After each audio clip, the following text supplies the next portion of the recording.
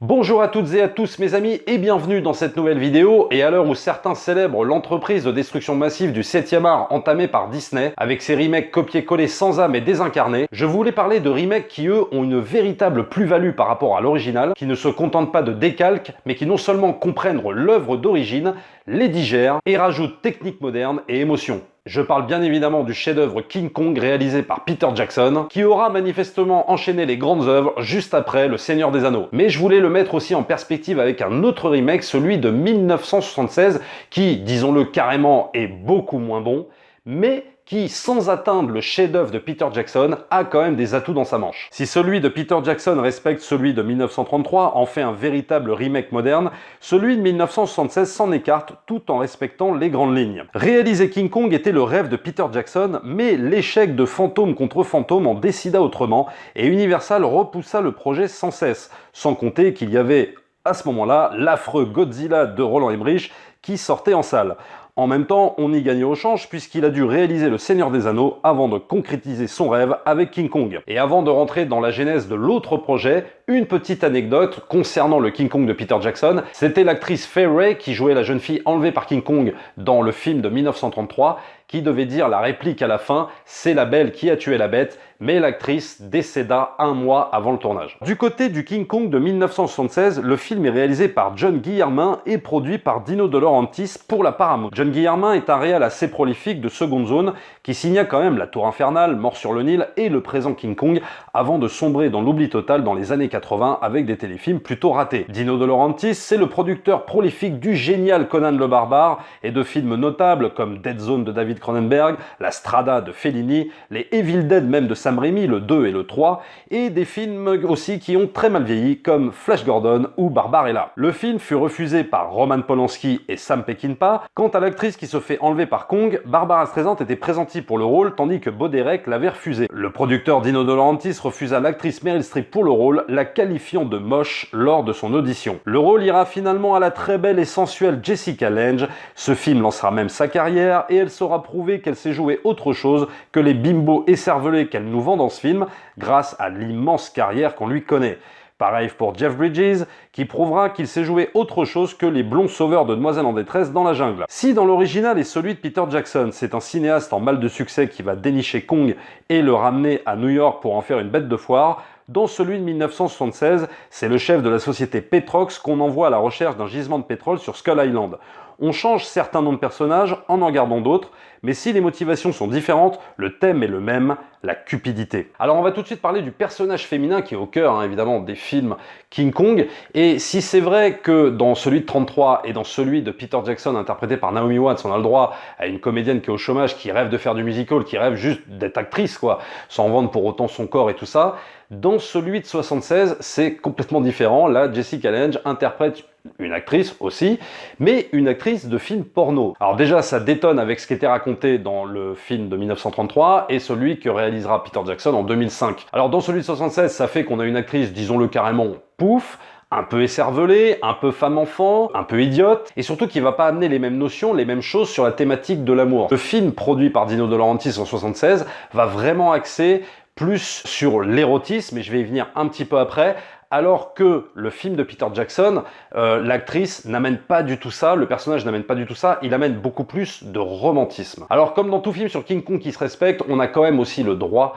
à cette fameuse séquence des indigènes, et disons-le tout de suite, dans celui de 1976, c'est pas réellement convaincant, c'est-à-dire qu'on a le droit à des indigènes somme toute classiques, quoi, sur une île, alors que dans celui de Peter Jackson, dois-je vous rappeler cette fameuse scène quand ils se font choper par les indigènes, une scène à la limite du cauchemar. Jackson utilise toute son expérience qu'il a acquise dans le film d'horreur pour bousculer un peu les codes du film d'aventure, c'est juste magistral. Alors dans celui de 76, on a des décors plutôt efficaces, la grande muraille qui entoure tout le périmètre en fait où réside Kong, donc ça c'est plutôt assez impressionnant, mais ça manque parfois d'authenticité, là où les décors chez Peter Jackson fourmillent de détails, on s'y croirait vraiment alors qu'il y a énormément de CGI en plus. Alors il y a aussi les phases de rencontre, les champs contre champs entre l'héroïne qui se fait enlever et Kong. Je préfère 1 milliard de fois ce qui est montré par exemple dans le King Kong de Peter Jackson parce que on a l'impression d'un langage de signes, on a l'impression justement ça ne parle pas, alors que dans celui avec Jessica Lange, On croit qu'il va y avoir ça, ce type de scène, c'est-à-dire que ça va s'articuler en fait autour de l'idée qu'on ne peut pas parler à un gorille géant, quoi. Si ça dure 3 minutes, où Jessica Lange simule bien la peur justement de s'être fait enlever, d'être face à ce gorille qui est super impressionnant forcément, elle va vite commencer à se mettre à parler et sortir des punchlines un peu humoristiques, je trouve, qui tombent complètement à côté de la plaque et qui, pour le coup, manquent de crédibilité, manquent d'authenticité.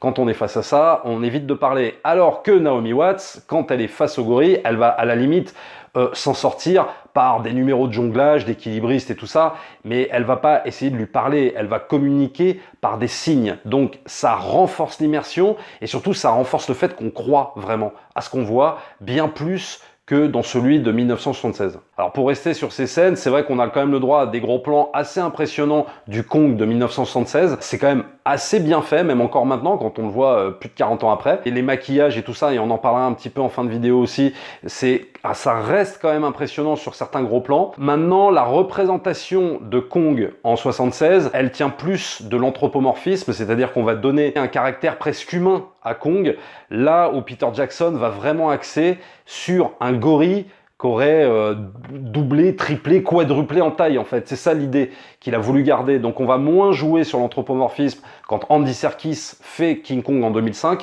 L'idée est bien plus intéressante. Une fois de plus, pour moi, ça renforce encore l'immersion. Alors je reviens juste sur la thématique de l'amour dont je parlais au début. Le remake des années 70 va amener des situations plus érotiques que romantiques. On va amener quelque chose vraiment de beaucoup plus sexuel que dans le remake de Peter Jackson. À savoir, tu as par exemple deux scènes. Donc dans celui de 76, tu as carrément Kong qui dépose Jessica Lange dans une chute d'eau. Elle se baigne, elle est toute trempée. Lui, il la récupère et pour la sécher, il lui souffle dessus. Et là, tu as le contre-champ sur Jessica Lange qui reçoit donc le souffle du gorille et qui simule un orgasme, quoi, disons-le, comme si on lui faisait l'amour. C'est très étrange, mais c'est la direction qu'a voulu donner le réalisateur un petit peu aux échanges en fait qu'elle a avec le gorille. Il n'y a pas du tout cet aspect romantique en fait qu'on peut voir dans les deux autres films. Et il y a carrément une scène aussi où le gorille joue avec Jessica Lange, en lui faisant des caresses, en la chatouillant et tout ça. Et d'un seul coup, il lui enlève carrément le haut qu'elle a jusqu'à découvrir sa poitrine. Alors pas entièrement, évidemment, on voit pas tout, c'est pas non plus un film porno, mais disons que on voit quand même une partie d'elle qui est quasiment à moitié nue. Alors que dans celui de Peter Jackson, il n'y a pas du tout cette notion-là, encore moins celui de 1933.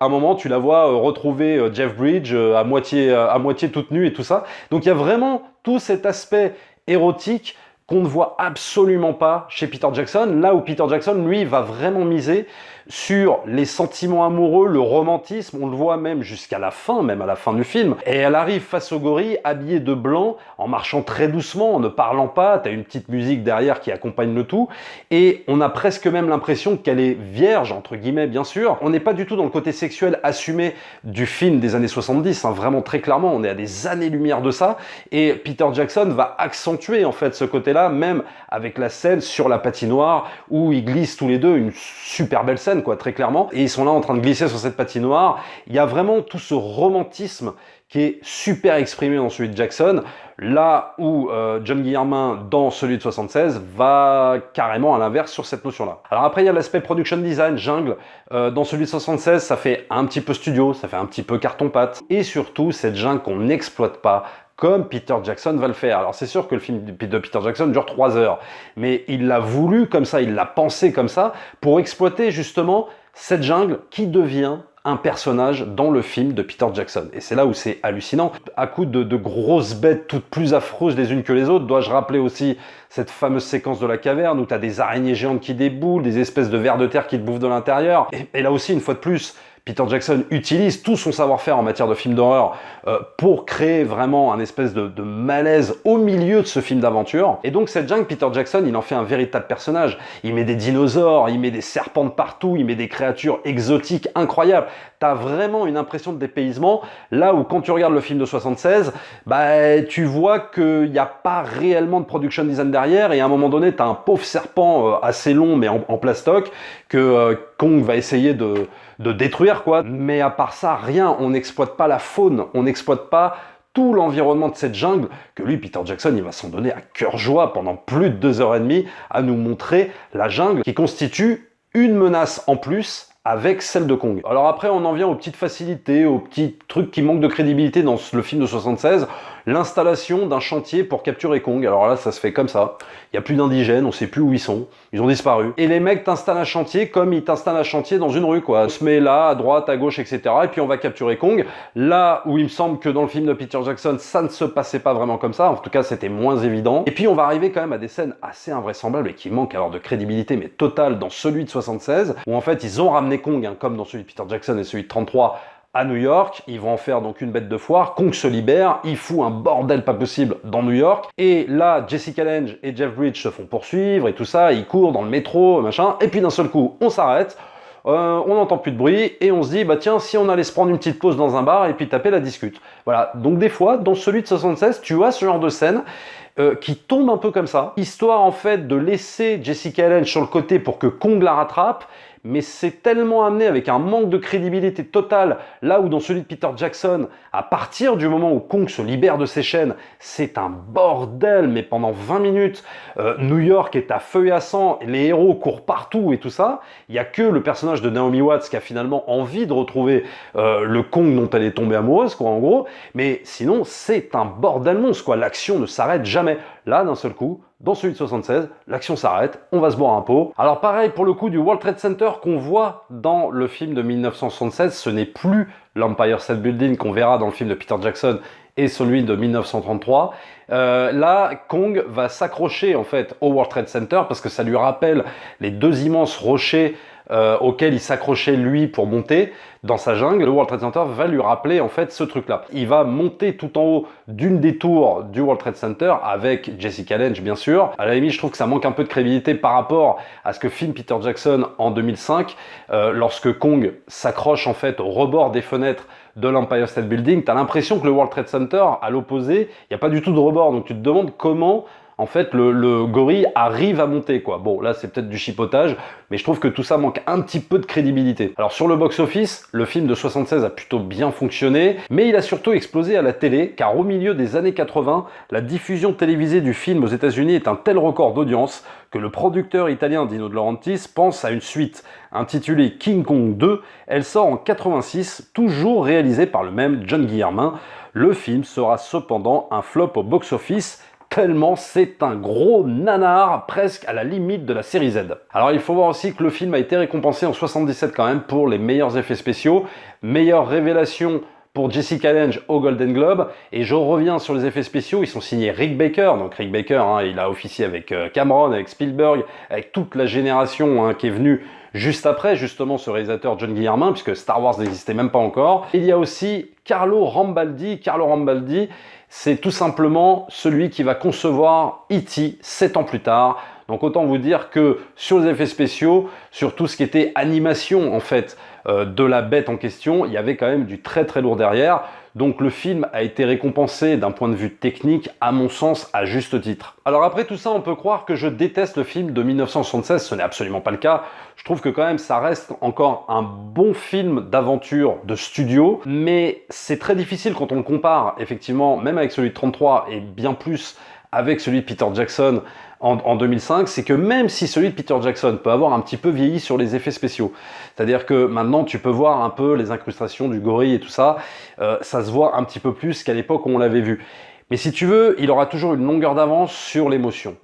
Par exemple, quand on prend la scène de fin de 1976, quand le gorille meurt, alors c'est à mon sens plus violent en fait que dans le film de Peter Jackson, mais le problème c'est que ça manque cruellement d'émotion, de fait qu'on n'a pas établi cette véritable romance entre guillemets entre le gorille et le personnage de Jessica Lange. C'est-à-dire que c'est plus une histoire d'affection, alors que dans celui de Peter Jackson, on est vraiment dans une romance totale. On y croit à fond parce que Peter Jackson a voulu vraiment axer son film là-dessus, même s'il vieillit sur un point de vue de la forme, sur le fond, il restera intemporel. Bien plus, à mon sens, que celui de 76, où finalement, à la fin, Jessica Lange, elle passe son temps à gueuler parce qu'on a détruit le gorille, et elle rejoindra le beau gosse à la fin, Jeff Bridges. Mais maintenant, le film de 76 se regarde vraiment comme ça, quoi, très facilement, mais voilà, il faut s'attendre plus à un film de studio, là où Peter Jackson va transcender les scènes. Je veux dire, la dernière scène sur l'Empire State Building, où tu as un espèce de ballet de la lutte entre les avions qui viennent bombarder Kong et Kong qui va s'en débarrasser, c'est extraordinaire. La caméra est partout, la caméra virevolte, on a l'impression vraiment ouais, d'un ballet aérien. Dans son film, Peter Jackson, il ose tout, quoi. Comme il avait fait avec Le Seigneur des Anneaux. Il pousse les scènes vachement loin en termes de mise en scène, en termes d'émotion. On a vraiment l'impression, presque à la fin, d'être en haut sur l'Empire State Building, à côté de Kong et de Naomi Watts. Là où le film de John Guillermin, de par son aspect vachement plus académique, et là où il n'y a pas le talent de Peter Jackson, très clairement, sonne un peu plus creux, peut-être un peu plus factice sur l'émotion, mais on passe quand même un agréable moment. Si vous ne l'avez pas vu, je crois qu'il passe en ce moment sur Ciné+. Donc pour ceux qui aiment Kong et qui n'auraient pas vu ce remake de 76, allez-y, vous passerez quand même un bon moment. Ça reste quand même un bon film d'aventure honnête. Abonnez-vous à la chaîne, likez, partagez comme d'habitude. N'hésitez pas aussi à vous rendre sur le lien Tipeee, sur le lien Utip. Nous, on se retrouve très vite pour une prochaine vidéo. Ciao!